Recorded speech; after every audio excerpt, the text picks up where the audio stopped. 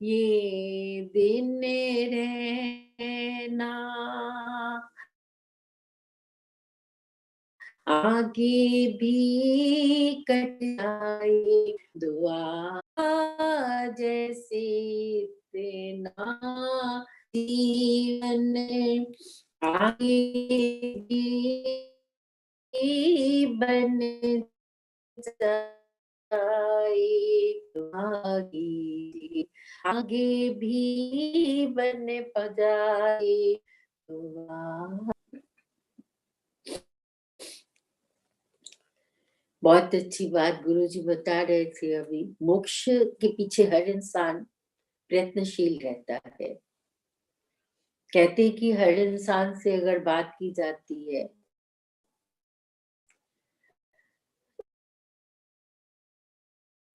तो जब सतगुरु के पास आता है, ब्रह्म ज्ञानियों के पास, तो अगर आप पूछोगे कि आपको क्या चाहिए, तो कि वो अर्ज करता है संतों से कि मेरे को मोक्ष की प्राप्ति चाहिए। इंसान की ये धारणा होती है कि मोक्ष मरने के बाद मिलता है, कोई ऊपर मोक्ष होता है।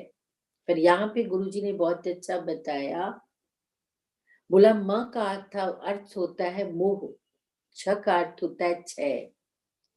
जब हमारे जीवन का मोह का क्षय हो जाता है तो आपके जीवन का सच्चा मोक्ष होता है।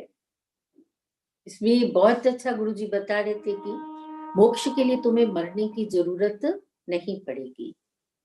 जहां पे भी तुम रहोगे, अपनी मैं को मार के रहोगे, तो तुम मोक्ष स्वरूप हो, मुक्त स्वरूप हो।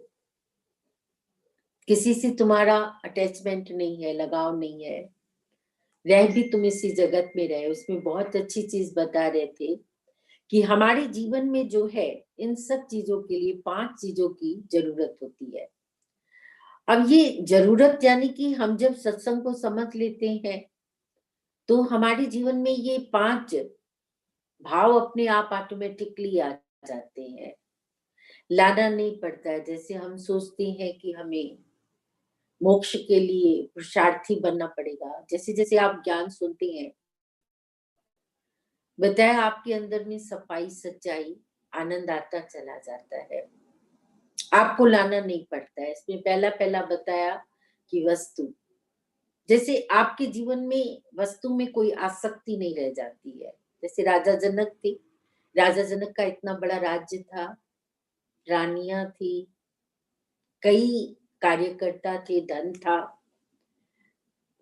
बोलते बेशुमार कीमत थी, कीमती हीरे मोती थे, मतलब किसी चीज की भी राज्य में कोई कमी नहीं थी। पर राजा जनक को कहीं पे जब हमारे जीवन में सत्संग आता है, हम सत्संग सुनते हैं, ये जरूरी नहीं होता है कि हमारे पास कोई चीज ना हो तो हमारी निरासक्ति भाव है। इसमें हम लोग को गुरुजी एक बहुत अच्छी बात बताया।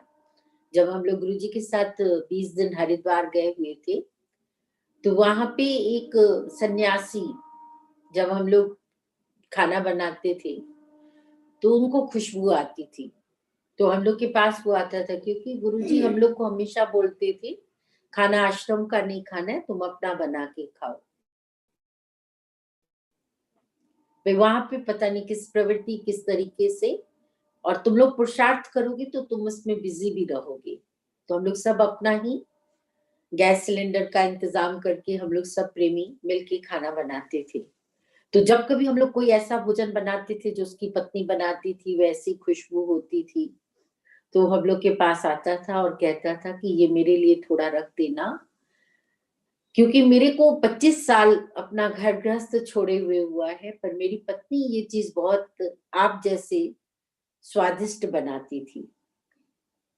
जब हम लोग कोकी भी बनाते थे तो बताते थे कि मेरी पत्नी के हाथ की कोकी बहुत अच्छी होती थी। तो जैसे गुरुजी को हम लोग ने बताया तो गुरुजी ने कहा देखो, इसके अंदर की जो आसक्ति है वो नहीं गई। सन्यास तो इसने लिया, दिखने में आया कि इन्होंने सन्यास लिया, पर सन्यास इसका पूर्ण नहीं है।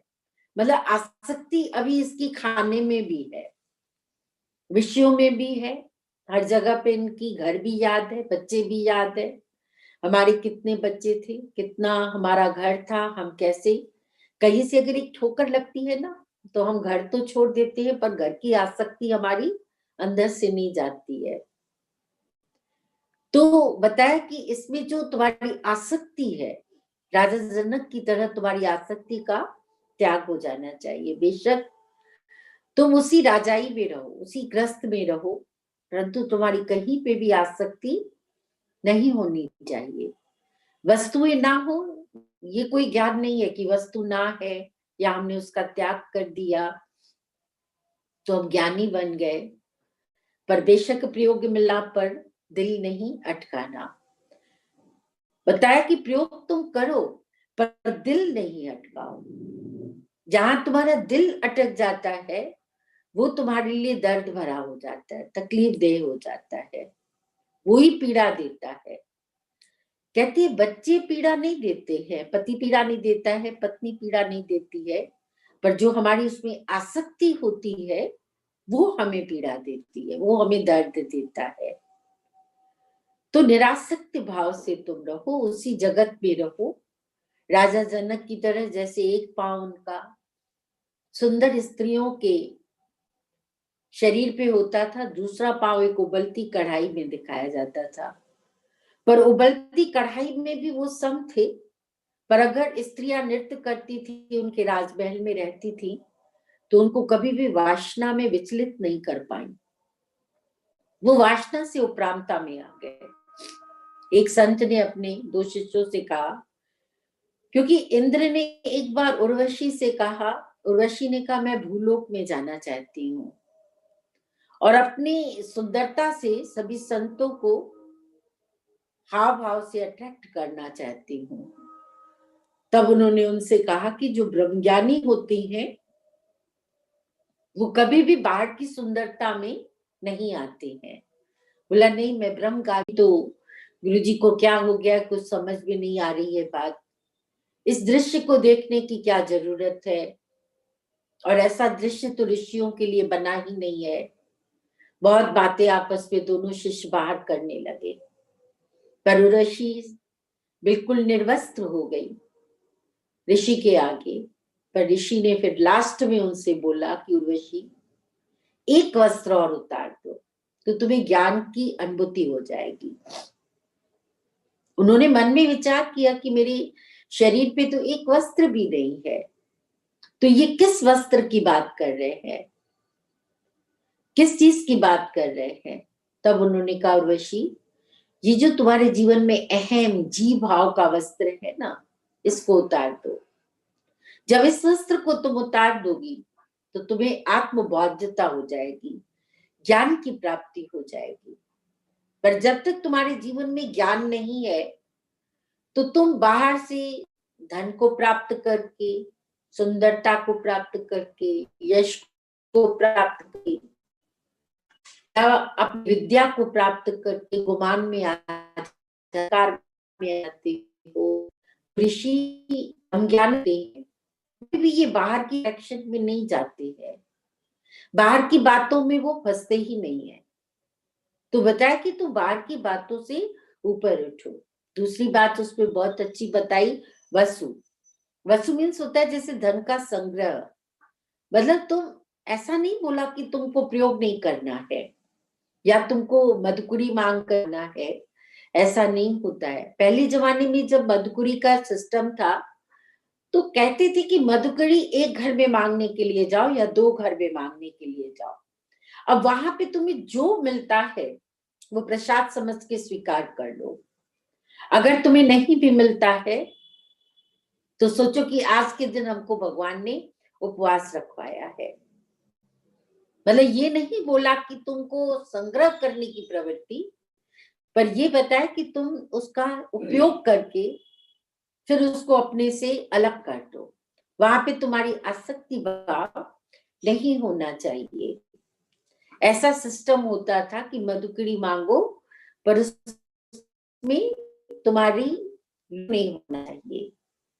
अब उसमें बहुत अच्छी बात बताया, एक संत जो था वो मधुकरी मांगने दादू साहब जब गए तो माँ ने उसको बहुत जबरदस्त गालियां दे दी, भाई बदमाश हो, हरामी हो, नामुराद हो, कमीने हो, चले जाओ, जवान जवान होकर के तुम लोग मधुकरी मांगते हो, कमा के खा नहीं सकते हो, बहुत कुछ बोला।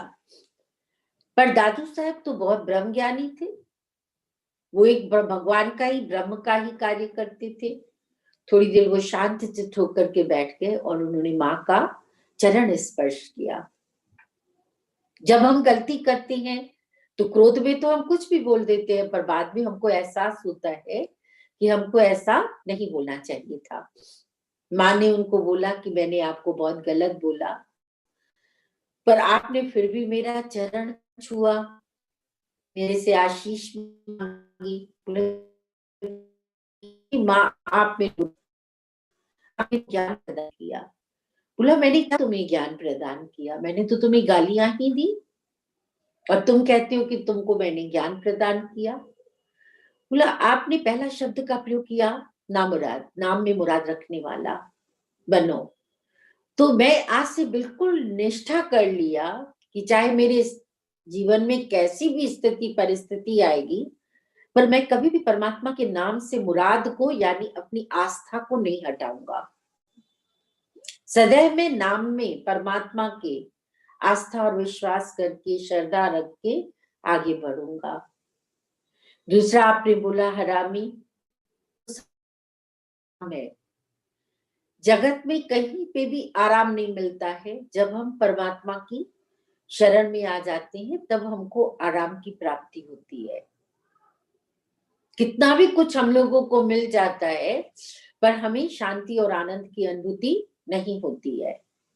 तो उन्होंने वहां से भी ज्ञान उठाया। बोला आपने बोला बदमाश, वाकई में ये मांस तो बद्ध है ना, शरीर, ये तो एक दिन बदबू ही फैलाता है। आप देखिए 24 घंटा भी कोई अपने घर में मुर्दे को नहीं रख सकता है, बदबू आने लगती है। तो वाकई भी ये बद्ध है मांस। बोलते फिर आपने चौथा वर्ड बोला था कमीना, जिसमें कोई कमी ना हो। बोलते कि वो इंसान कौन हो सकता है जिसमें कोई कमी नहीं हो, जिसको परमात्मा के ऊपर पूरा आस्था और विश्वास होता है। तभी हमें ये महसूस होता है कि मेरे को किसी चीज की भी भगवान ने किसी प्रकार से कोई कमी नहीं दी है। चले जाओ, देह अध्यास से चले जाओ, यानी कि हमको कभी भी देह का भार नहीं होना चाहिए। आपने मेरे को इतना ऊंचा ज्ञान दिया है, आप मेरे गुरु हो। कहते कि आपके पास कितना भी बस हो, यानी धन हो, पर आपकी आसक्ति नहीं हो। धन बुरा नहीं है। आपके जीवन में कितना राजा जनक की तरह धन धान्य भरा पड़ा रहे, पर अगर आपके पास कुछ भी नहीं है, जैसे दादा भगवान से किसी ने कहा दादा मैं तो न सुंदर हूं, मैं तो काली हूं, एकदम चेचक के मुंह में दाग है मेरे, और मेरे पास धन भी नहीं है दादा, मैं निर्धन हूं एकदम, और मेरे को कोई पूछता भी नहीं है, तो मेरे को किस चीज का अभिमान होएगा? मेरे को तो किसी चीज का अभिमान, बोला ये जो तुम्हारे पास मैं है ना, इसका ही बहुत बड़ा अभिमान है। मैं सुंदर नहीं हूं, ये भी एक अभिमान, हीनता अपने में लेके आते हो। यानी जब आपके जीवन में ज्ञान की अनुभूति हो जाती है, तो जैसे बताते ज्ञान न होने से हम लोग को हर जगह दुख देता है। कहते कि आसक्ति करोड़ों और अरबों में नहीं होती है, आसक्ति तो 10 रुपए में भी होती है। अगर जिसके पास 10 रुपया जाता है तो वो रोने लगता है, 100 रुपया जाता है तो वो रोने लगता है। अब जिसके पास करोड़ है, लाख है, वो जाता है, होता तो सभी इंसान है ना। चाहे 10 रुपया जिसके पास है, 100 रुपया किसी का गया, चाहे लाख करोड़ किसी का गया। तो जो हमारे जीवन की आसक्ति है, ये हमारे बंधन का कारण है, ये हमारे दुख का कारण है। फिर बताया तीसरा विषय, जैसे विषय जो होता है वो हमारे को बांधता है। विषय जैसे काम, क्रोध, विषय सुख, लोभ, मोह, अहंकार, ये सब विषय सुख है। हम आंखों से विषय का सुख लेते हैं, कानों से विषय, कई लोगों को अपनी प्रशंसा सुनने की बहुत आदत होती है, बहुत अच्छा लगता है, बहुत बढ़िया लगता है।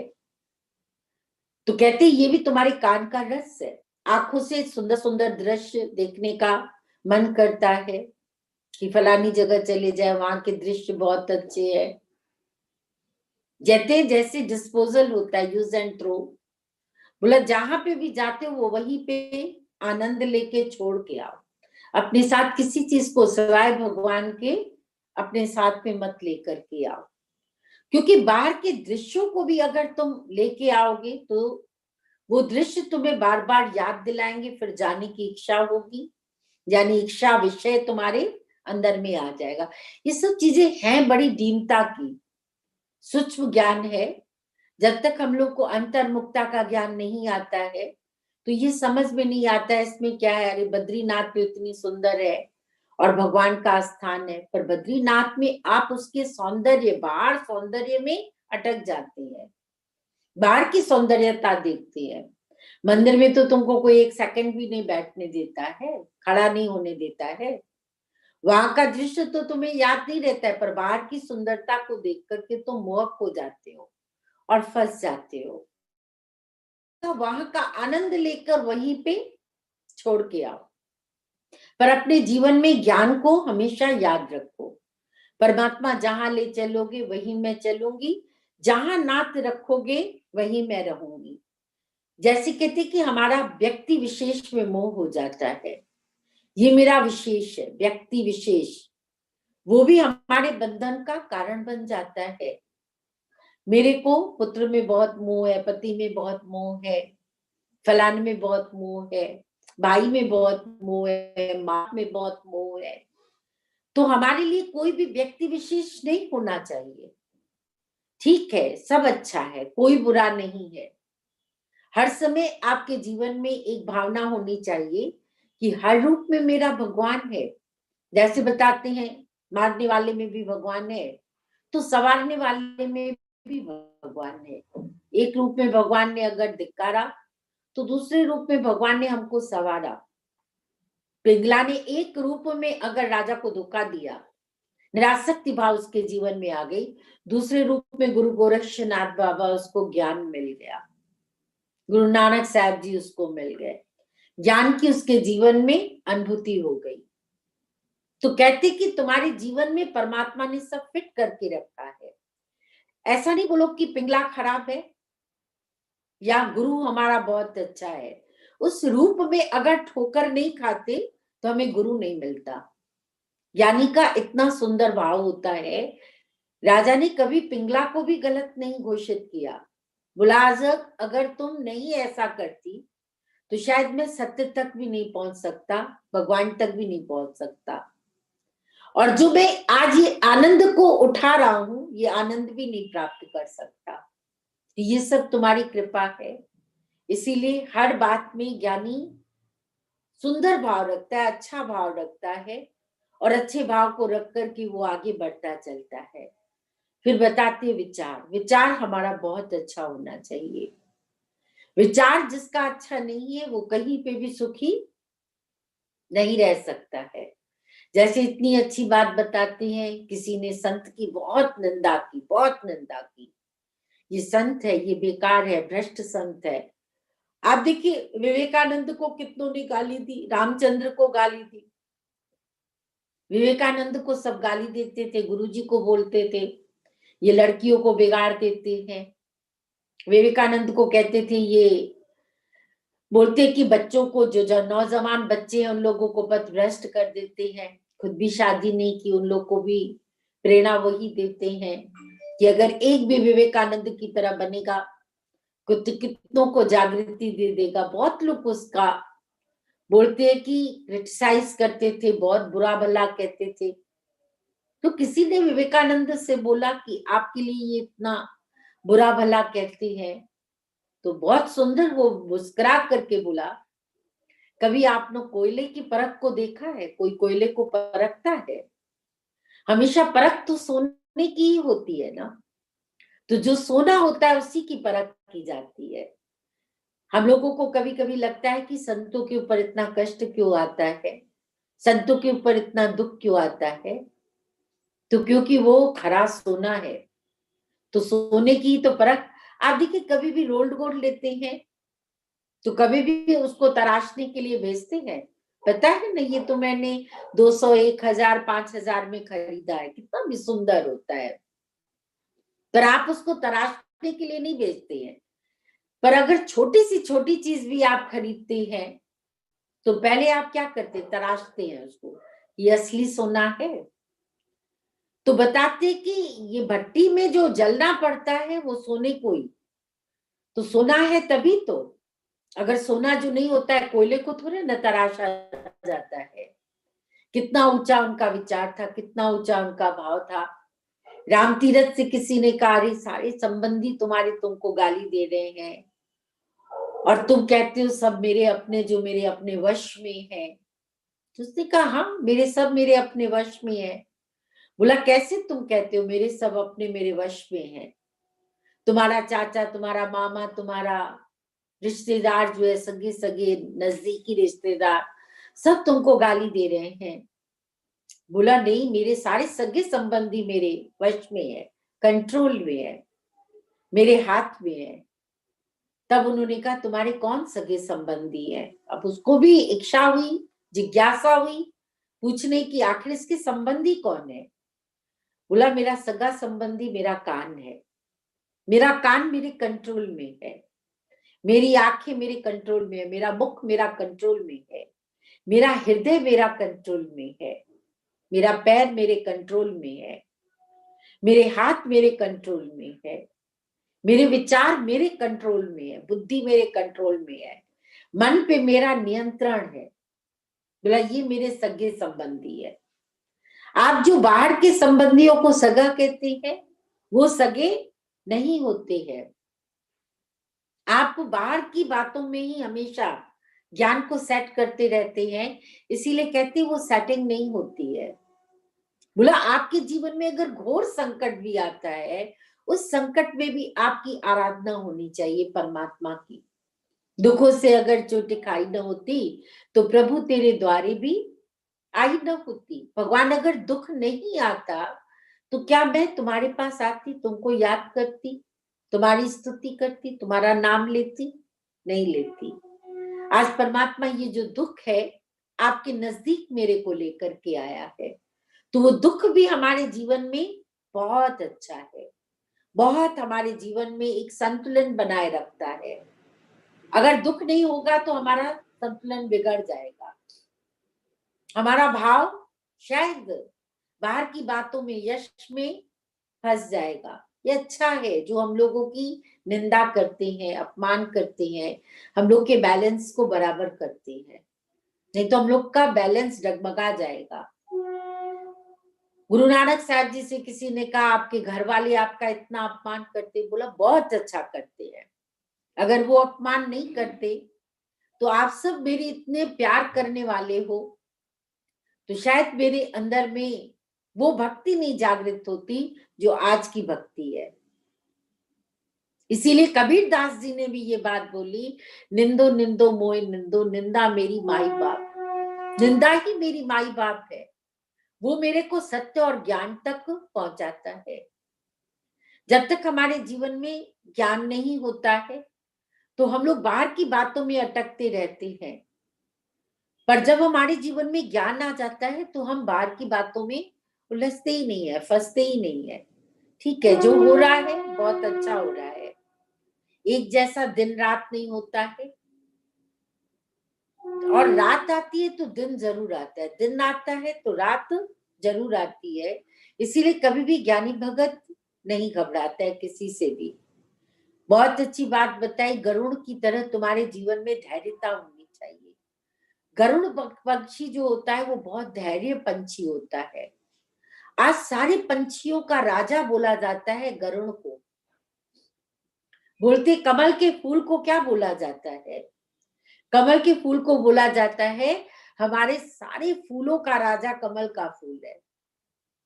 फलों में बोलता है आम का जैसा मिठास, आम जैसे बोलते हैं तुम्हारे जीवन में रस होना चाहिए। तो बोलते ये सब हमारे जीवन में प्रकृति हमको ज्ञान प्रदान करती है। जब तक हम लोग प्रकृति से नहीं जुड़ते हैं तो ज्ञान की अनुभूति नहीं होती है, प्राप्ति नहीं होती है। जब हम प्रकृति से जुड़ जाते हैं तो हमारे जीवन में ज्ञान की अनुभूति और प्राप्ति होने लगती है। फिर हमको हर तरीके से आप देखिए संतुलन हमारा बना रहता है, हमारा जीवन आगे बढ़ता रहता है, मुस्कुराता रहता है, खिलखिलाता रहता है। हमेशा अपने जीवन में हम आनंद में रहते हैं।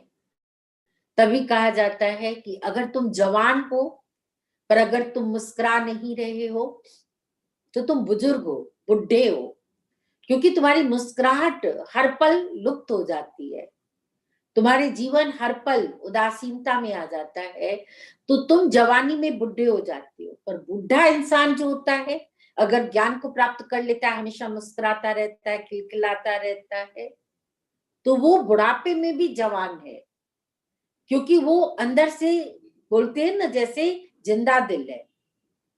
वो हमेशा आनंद में रहता है, मौज में रहता है, मुस्कुराता रहता है। ये ज्ञान हम लोग के जीवन की हलत पलत चलत सवारी। महात्मा गांधी के लिए बोलते हैं बहुत अच्छी बात कि महात्मा गांधी जो थे, जब कभी उसको तनाव होता था वो हंसी मजाक करने लगते थे। बोलते कोई भी किसी प्रकार का भी उसके जीवन में अगर तनाव आता था तो हंसी मजाक करने लगते थे। जो उनके नियर रहने वाले थे वो समझ जाते थे और हंसी मजाक में अपने तनाव को वो दूर कर देते थे। इसी प्रकार से अगर जीवन में कभी ऐसी घड़ी भी आए तो आप अपने को उस ज्ञान के एटमॉस्फेयर में डाल दीजिए, तो आपके जीवन के सारे दुख तकलीफ पीड़ा दर्द सब खत्म हो जाएंगी। ये गुरु हम लोग को जीवन में ज्ञान प्रदान करके आगे बढ़ाता है और खूब उच्च कोटि का भाग्य बना देता है। ऐसा नहीं है कि किसी के पास करोड़ होते हैं तब खुश रहता है। हम लोग पहले एक सिंधी भजन गाते थे, आज 2 स्टैंजा आपको हम सिंधी भजन का सुनाते हैं। उसका अर्थ भी बता देंगे, पर बहुत अच्छा है, बहुत अच्छा, गुरुजी को बहुत पसंद आता था। तो आज आप लोग सिंधी भजन सुनिए। ओ इन्निया करे सचो इन्निया करे, पक इन्निया करे, नित खुश खुश आया द संग निमाणया मिंजो सतगुरु सदाई साणुआ। ओ इन्नैया करे पक इन्नैया करे, सचु इन्निया करे, नित खुश खुश आया कहवट हूंदा लख करोड़ा, कहवट हूंदा लख करोड़ा, मूं वट अणकुट खाणिया, मूं वट अणकुट खाणिया, मूं वट अणकुट खाणिया, संग निमाण निमाणया मिंजो सतगुरु सदाई साणुआ। ओ इन्निया करे सचु इन्निया करे, पक इन्निया करे, नित खुश खुश आया चोर डाकुअ जो खतरो नाही,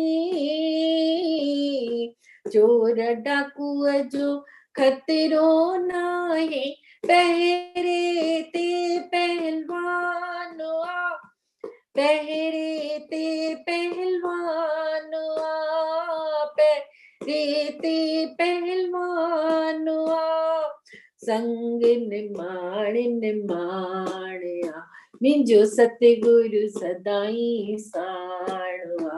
ओ इन्निया करे सचु इन्निया करे, पक इन्निया करे, नित खुश खुश आया को कहड़ी टिकेट, आत्मा टिकेट साणुआ, मुक्तिय टिकेट साणुआ, आनंद टिकेट साणुआ, संग निमाण निमाणया मिजो सतगुरु सदाई साणवा ओ इनिया करे सचु इनिया करे नित खुश खुश आया ऋषि शरीर जद दुख बीमारियों ओ ऋषि शरीर जु दुख बीमारियों दातार दिनो डाणो आ दातार दिनो डाणो आ दार दिनो डाणो आ माणिन माणे आ सतगुरु सदाई साणवा ओ इनिया करे सचु इनिया करे नित्य खुश खुश आया। बोला हमारे खुश होने का राज ये है क्योंकि मेरा भगवान मेरा सतगुरु मेरे साथ है। किसी के पास लाख करोड़ होगा पर मेरे पास तो अन्न खुट यानी ना खुटने वाली, जो मीरा ने कहा चोर न लूटे कबहू न फूटे नित्य नित्य होत सहाय, ऐसी हमको भगवान ने ये ज्ञान की खान दे दी है कि हमारे पास किसी चीज की कमी नहीं है। फिर बहुत अच्छा बताया कि तुमको चोर डाकुओं का डर लगता है पर मेरे पास कोई भी चोर डाकू नहीं आ सकते क्योंकि मेरा सतगुरु मेरा पहरे पे पहलवान बन करके खड़ा है। मेरा पूरा देख रेख जो है हमारा परमात्मा और हमारा सतगुरु करता है। फिर बहुत बताया कि कोई कैसी टिकट, कोई दिल्ली की, कोई बॉम्बे की, कोई फॉरेन की टिकट कटवाता है, और हमारे पास आत्मा की टिकट है, मुक्ति की टिकट है, आनंद की टिकट है। वो टिकट जिसके पास होती है किसी भी टिकट की जरूरत नहीं पड़ती है। फिर बहुत अच्छा बात बताया कि जो हम लोग ये दाण पीते हैं, जैसे आप लोग खांसी होती है, जुकाम होती है तो काढ़ा पीते हैं तो सारा बलगम आपका निकल जाता है, आपका पेट साफ हो जाता है। बोला ये दाण को कहा जाता है, त्रिफुले को, कि वो हम लोगों को भगवान ने खिलाया। पूरा पेट जब साफ हो गया तो सारी बीमारी हमारी खत्म हो गई। बीमारी हमारे पास ये ज्ञान रूपी त्रिफुला गुरु ने हम लोगों को खिला दिया है। हमारे जीवन में कभी भी किसी प्रकार की कोई भी बीमारी टिकी नहीं सकती है। इसीलिए मैं खुश हूँ, आनंद में हूँ, मौज में हूँ। मेरे को कोई दुख, कोई तकलीफ, कोई पीड़ा, कोई दर्द दे ही नहीं सकता है क्योंकि भगवान सदा बसत हम साथ, हमारे साथ सदैव परमात्मा है, परमात्मा अंग संग है। और इसी पे हम लोग नाज रखें, नाज करें और खूब अपनी कॉलर ऊपर रख करके चले कि हमारे जैसा न कोई दुनिया में सुखी है न सुखी हो सकता है। वाह भगवान वाह तेरा भाड़ा मीठा लागे, जो तुद भावे साई बलिकार। जो भगवान तुम्हें अच्छा लगता है वो मेरे